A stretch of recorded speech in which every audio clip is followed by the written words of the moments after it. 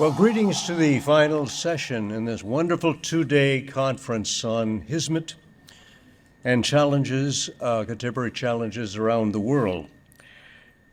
My name is Tom Gage. I'm professor of English emeritus at Cal Poly Humboldt, which is a part of the California State University system, as is Long Beach.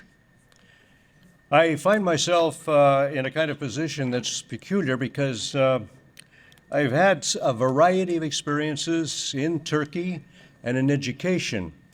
The year of COVID, I finished my 60th year teaching.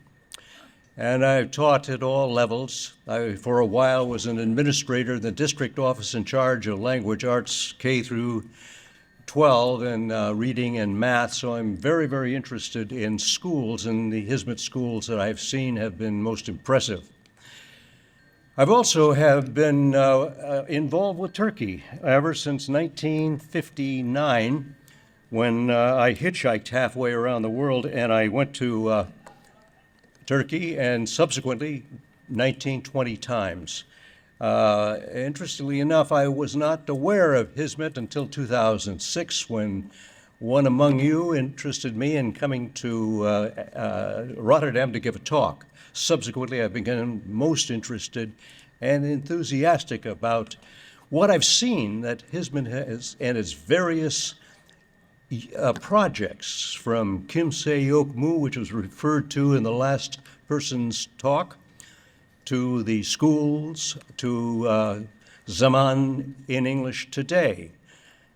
The horror of what happened in 2016, I could not imagine, and as I have progressively met people and heard stories of what's going on, I will tell you that after also teaching in China for 3 years, what is going on in Turkey is worse than what we're hearing about that's going on in China. Today, we are ending with the challenges around the globe, and indeed we have 3 representatives, one from Greece, one from the Philippines, and one from Korea. We have a philosopher, we have a lawyer, and a Dr. El-Jami of Sharia counseling. Our first presentation is from Dr. Sotirios Livas, a remarkable view from where he is in Greece, which had been long to sort of understand what's going on with the Hizmet movement, only until 2016, unfortunately. Dr. Livas has published a considerable number of works. You translated John Paul's book, I understand, and Joe Carroll's book. He's also published extensively in journals on Orientalism, Africa, and the Middle East. So join me in recognizing and welcoming Dr. Livas, who's going to be addressing Hizmet movement, a view from Greece.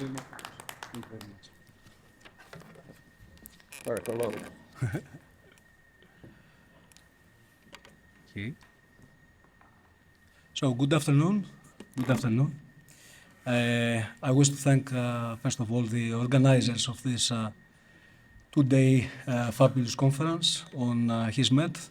And I think this conference was a great opportunity for all of us to feel like a community, not only with the Hizmet members, but also between ourselves.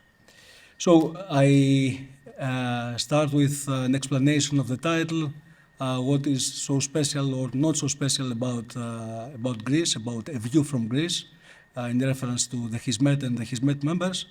And I think we will start with some particularities of the Hizmet presence and non-presence in Greece prior and after 2016. So we start with the greatest particularity that before 2016, Greece was one of the few places, one of the few countries that didn't have any Hizmet presence, any Hizmet presence at all, any institutional Hizmet presence or reference in the academic circles in Greece.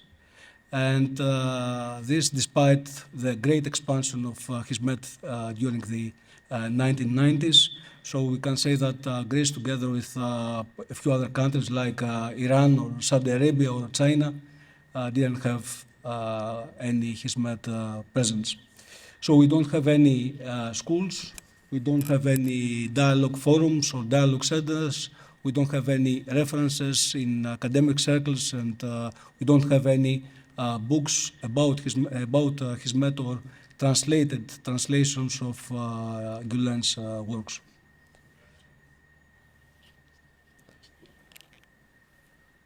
The strange thing is that this happens despite the 1996 interfaith dialogue between Gülen and the Greek Orthodox Patriarch.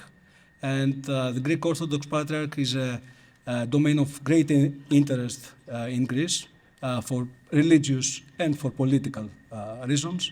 So despite this interfaith dialogue with the Patriarch, which was one of the starters, we can say, of the Hizmet interfaith dialogue initiatives, despite that, in Greece we didn't have any references. We just had some excerpts in newspapers saying that the Greek Orthodox Patriarch met with a religious leader from Turkey, without any references to what Gülen is.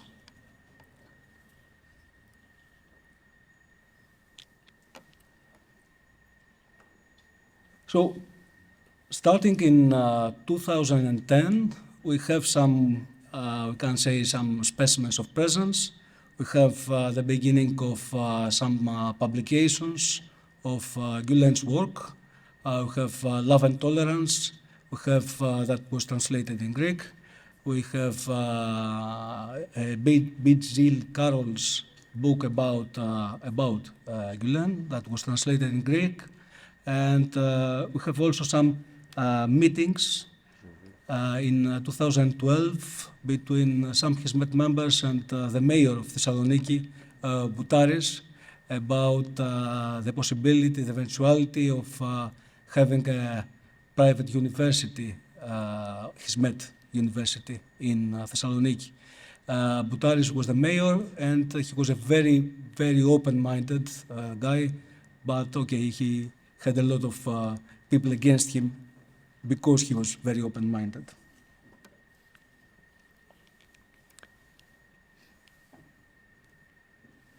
The second exception to the rule was, of course, the region, the area of Thrace, Thrace or Thracia, which is very near Turkey, and it has 3 provinces, and in the 2 of the 3 provinces, we have a large community of Turks and Muslims in general. Some of them are Slavs, are Pomaks, but most of them are Turkish-speaking or Turks. And in this area, we have a great presence of Hizmet members and Hizmet institutions. We have a chain of preparation centers, of private schools that were preparing students for the exams, and it's called Elite. And we have also another institution, it was, yes, in Komotini, it was called Analysis Preparation, Exam Preparation Center. We have some bookstores, and we also have some stipends to Thrace students to go and study at Fatih University and some other universities in Istanbul. So we have this exception, we can say, but it was only in the region of Thrace. And in Thrace, we also have this school, this elite school, participating in the Olympiads in Turkey, which was an institution of Hizmet schools, and a very good relationship with the Mufti of Thrace, which, of course, after 2016 disappeared, this good relationship.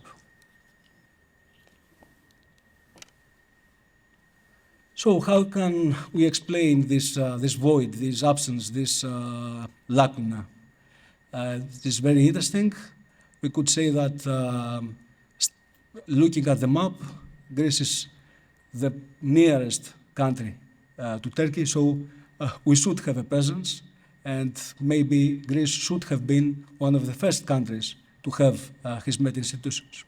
So trying to understand this absence, we have some factors.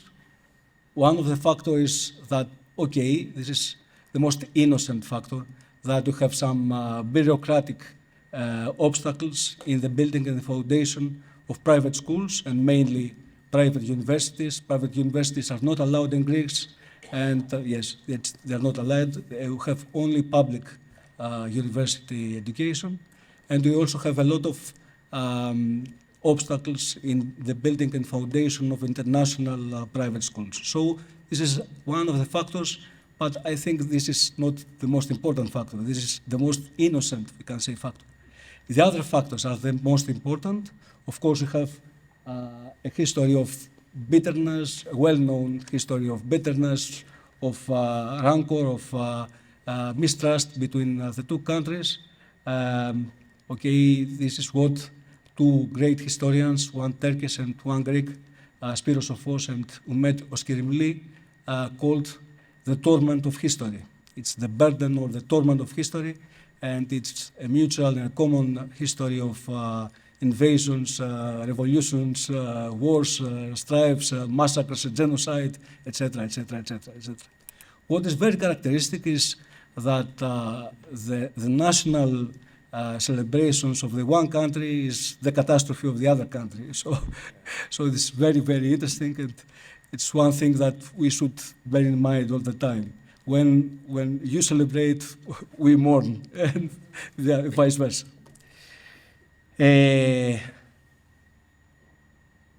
We had also a lot of conspiracy theories. Conspiracy theories are thriving in Greece in relation to Turkey. I think this also happens in Turkey in relation to Russia and to Greece and to other countries. And there were a lot of conspiracy theories in relation to Fethullah Gülen and to his movement. There were some conspiracy theories saying that Fethullah Gülen was a MIT agent, an agent of the Turkish state, and he was the long head of Turkish nationalism, etc., etc., etc., etc., and all these things that circulated in Greek academic circles and in the journals. So a lot of people didn't know who Gülen is, and I think a lot of them still don't know who he is. Last but not least, we also have a kind of aloofness towards Islam, a kind of mistrust, a kind of going away from Islam. This shouldn't happen because we are in a country that is very near, just opposite the Muslim world, but alas, we have this kind of going away, not trying to understand. It is characteristic that a Department of Islamic Studies was first founded in a Greek university in 2012 in Thessaloniki. So this is a very strange and unhappy situation.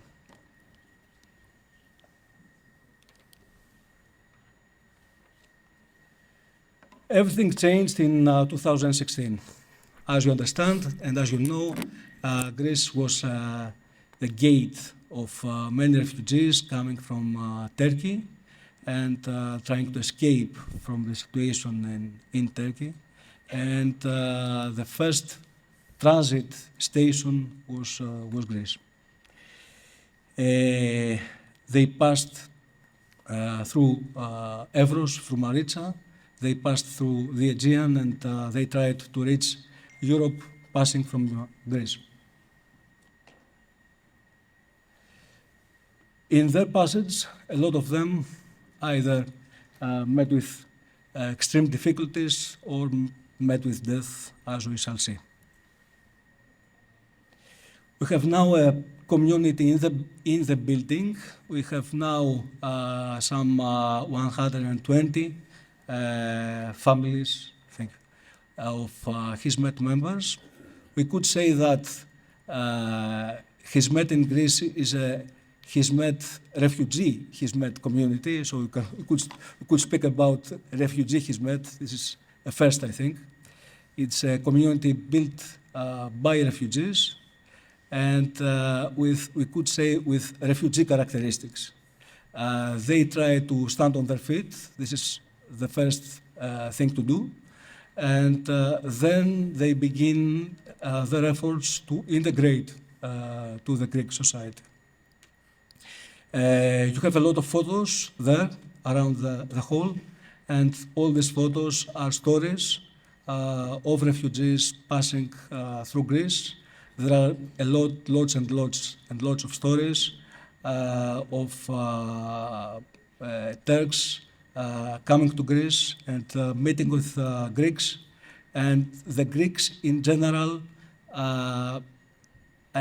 welcoming them and helping them and giving them a very welcome, very hot welcome, very cordial welcome. We don't have a lot of problems between Greeks and Turks in relation to the Hizmet members. And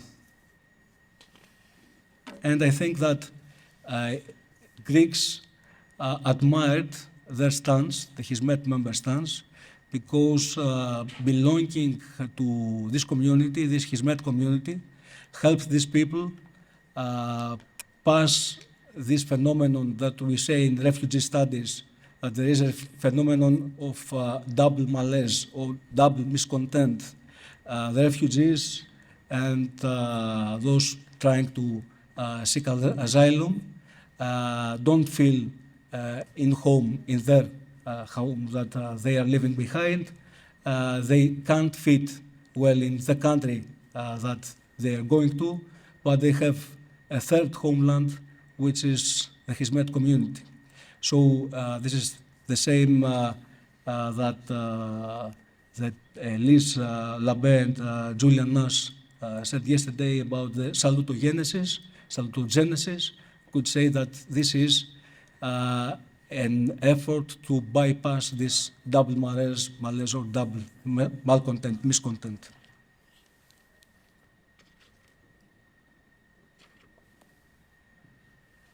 Two families that perished in the Aegean Sea, some of the families.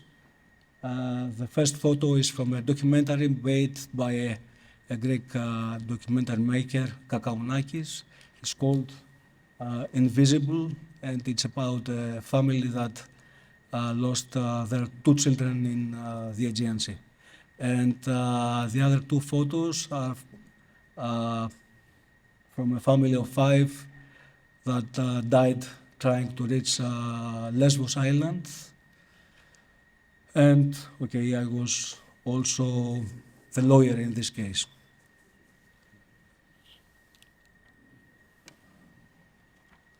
So we have a very sympathetic reaction. We have cautiousness dissipated because Greeks and Turks came to an understanding, we can say, and we can say that Turks, lots of Turks told me that they learned that what they were learning in their schools was not correct, and that they learned that Greeks are monsters, and they found out that okay, we are not so much monsters. And the same goes with us. Thank you very much. Greeks reacting very positively and very cordially towards refugees. But we have a change in the Greek state's reaction towards refugees after 2020. In general, the Greek state didn't have the same stance against Turkish refugees as against all the other refugees. The Greek state in general was not very cordial towards refugees. It was a little hostile. It reacted as a European policeman, okay, but it had a different reaction towards Turkish refugees because they were leaving Erdogan. But after 2020, we have a different reaction, we have a different stance, and we have lots of information about pushbacks. And against, even if the minister denies it, we have lots of information that this happens. But we have in general lots of positive reactions and positive comments from Greek teachers that they say that these people are different, they don't look like the other refugees, they are more civilized, they are more educated, and so we have a very positive reaction towards Hizmet members. The first photo, it's the presentation of John Paul's book in Athens, and it was used by the Turkish Minister of Foreign Affairs, Çavuşoğlu, against Greece, saying that Greece has become a haven of terrorists. The same happens also in Thracia, where there was a witch hunt of similar dimensions against Hizmet members. Lots of schools closed down, lots of businesses closed down, lots of bookstores closed down, and Hizmet members were forced to hide for a while. This is an event that happened in December. We have a mayor of a Turkish-speaking village in Thrace, Odermo Muin. In December, he fired 3 employees of the Iasmos village because he said that they belonged to a terrorist organization, Hizmet, Fethullah. Okay, it was a legal act, and he was obliged to take this back, but he talked to the judiciary and said that there is a terrorist organization working together with some Greek parliament members.